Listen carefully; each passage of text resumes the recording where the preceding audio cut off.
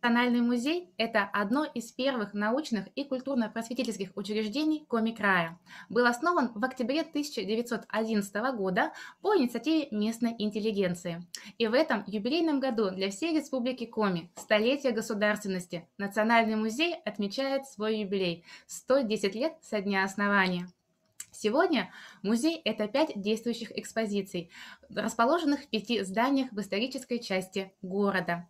И, конечно, это коллекции, повествующие об истории, освоении, развитии Коми-края с древнейших времен и до наших дней. Сегодня я более подробно расскажу об отделе этнографии, где развернута экспозиция «Традиционная культура народа Коми в обрядах жизненного цикла конца XIX – начала XX веков».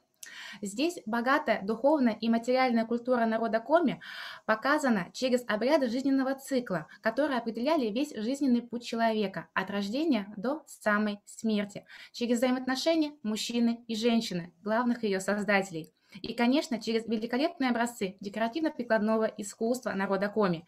Это и костюмные комплексы всех 8 этнографических групп Коми, и также образцы женского рукоделия и различные бытовые предметы.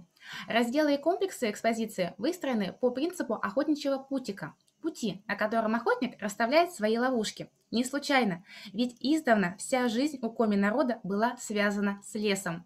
Лес и кормилец, лес и поилец. Так говорили на коми-земле. Без охоты, собирательства и рыболовства было бы просто не выжить в этом суровом краю. Значение леса для жизни и истории коми-народа было и остается огромным. Недаром о коми-народе говорят «люди леса». Традиционно для перемещения охотники использовали лыжи, и в конце XIX века обыкновенно это были лыжи, подбитые оленем мехом, камусом. На фото вы их видите. Такие лыжи легко скользят по снегу, не дают скатываться вниз при подъеме вверх и практически бесшумны, что немаловажно на охотничьем промысле. Однако, помимо таких лыж, в собрании Национального музея есть уникальная находка. Это фрагмент древнейших в мире лыж, прямых аналогий к которому неизвестно. Датируется этот фрагмент шестым тысячелетием до нашей эры. То есть на данный момент этому фрагменту лыжи более 8 тысяч лет. Сохранился он благодаря тому, что находился в слое торфа на Висском торфянике недалеко от озера Синдр Нежпогосского района. Наиболее интересной особенностью лыжи является то, что она спереди украшена скульптурным изображением головы лося. На фото хорошо видно одно ушко, второе ушко утеряно и широкая морда. Не совсем ясно, для чего древний мастер вырезал это скульптурное изображение на ходовой части. Скорее всего, что лыжи использовались в каком-либо магическом обряде, поскольку в мифологии Коми лось – это животное культовое. Считается, что на своих рогах лось-олень переносит солнце по небосклону, убегая от звездного медведя. Продолжая разговор об охоте, нельзя не упомянуть важное значение бани в охотничьей традиции, поскольку ни один охотник не уходил на промысел, не очистившись в бане. На фото представлена баня на экспозиции отдела этнографии. Баня – это место особенное, место наиболее любимое у коми-народа.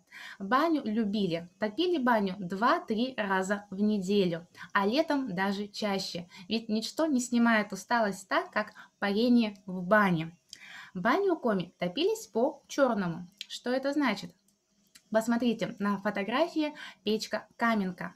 Такая печь не имеет трубы. И когда такую печку топят, то весь дым от дров идет прямо внутрь помещения, отчего стены внутри бани со временем становятся черными, прокопченными. Отсюда и название бани. Баня по-черному.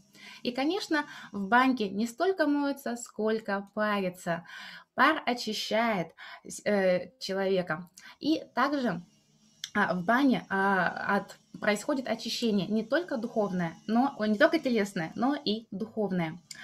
Значение бани было велико в каждом обряде жизненного цикла, поскольку баня в народном мировоззрении считалась местом пограничным, местом своеобразного контакта с миром предков, поскольку считалось, что находится на границе мира предков и мира людей. И, конечно же, в бане поэтому в первую очередь появлялись на свет дети. Дети появлялись в бане, потому что воспринимался ребенок как посланник из мира предков. И даже после родов некоторое время женщина могла находиться в бане. Ребенок как бы привыкал к миру предков. Но в бане детей не только рожали, в бане детей еще и лечили. Лечили как обычными способами, например, ванна, отвары, но также и магическими. И перед вами один из таких способов, когда тяжело больного ребенка в бане усаживали на лавку, а сверху над ребенком закрепляли на жердях решето. И через решето знахарь лил на ребенка заговоренную воду, рассекая поток воды серпом, как бы отсекая болезнь, поскольку считалось, что болезнь – это некое существо, которое в человека вселяется. Поэтому болезнь можно вымыть, выпарить, вырубить. А вот как вырубить, эту историю вы узнаете, посетив наш музей. Ну и также в бане верили, что обитает и банный хозяин, банный дух. Вообще вера в духов хозяев, она у Коми сохранялась. Считалось, что были духи хозяева у каждой хозяйственной постройки, у каждой местности, даже у каждого животного. Но самыми опасными считались банные духи.